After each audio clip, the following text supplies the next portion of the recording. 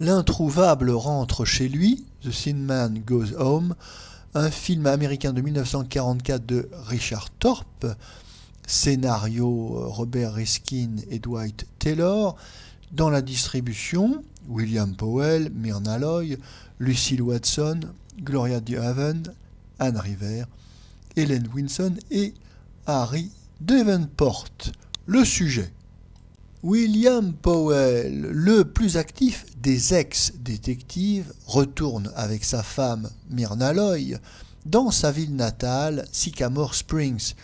Il y retrouve sa mère, qui lui reproche toujours de ne pas avoir opté pour la médecine. Ses compétences se révèlent pourtant fort utiles lorsqu'un jeune peintre paysagiste est assassiné après avoir tenté de le contacter.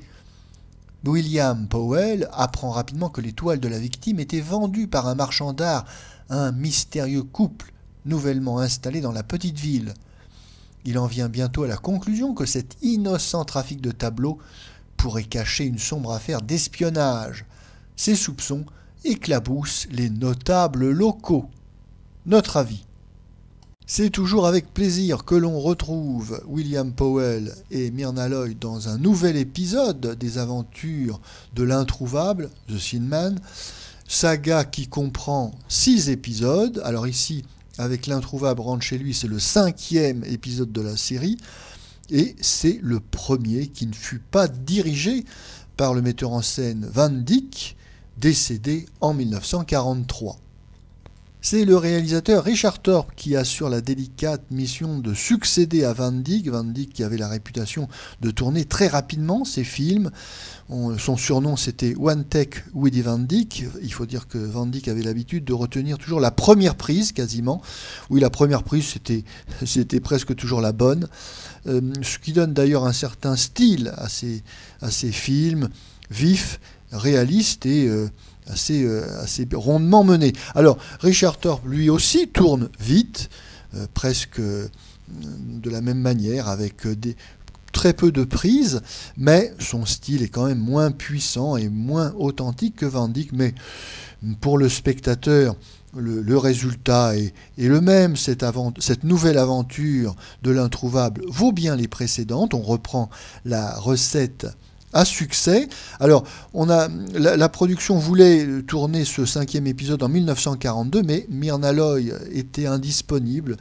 Elle avait refusé le rôle car son engagement auprès de la Croix-Rouge pour soutenir l'effort de guerre était trop important et ne lui laissait pas assez de temps pour un tournage. La production avait bien pensé à avoir recours à une nouvelle actrice pour remplacer Myrna Loy, mais les enquêtes faites auprès du public, très hostile à cette idée, l'en dissuadèrent. Les studios donc attendront 1944 pour pouvoir mettre en chantier ce nouvel épisode de l'introuvable. On retrouve donc toujours avec le même plaisir les aventures de William Powell. Alors, petit bémol dans ce film pour cause de guerre et de sobriété militaire requise, oui. Il n'y a pas d'alcool dans le film pour la première fois. Le héros boit du cidre.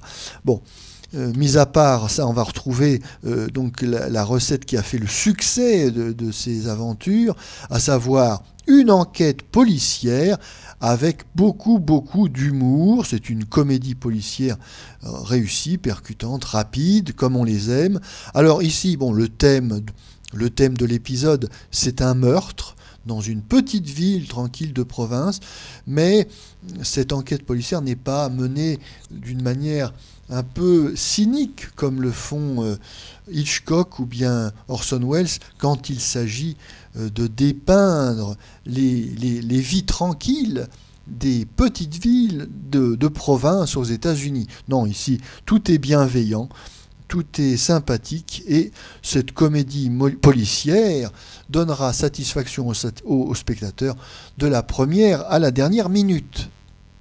Bien sûr, le succès commercial sera au rendez-vous de ce 5e épisode des aventures de l'introuvable, avant d'attendre le dernier épisode de la série, Meurtre en musique, Song of the Thin Man en 1947.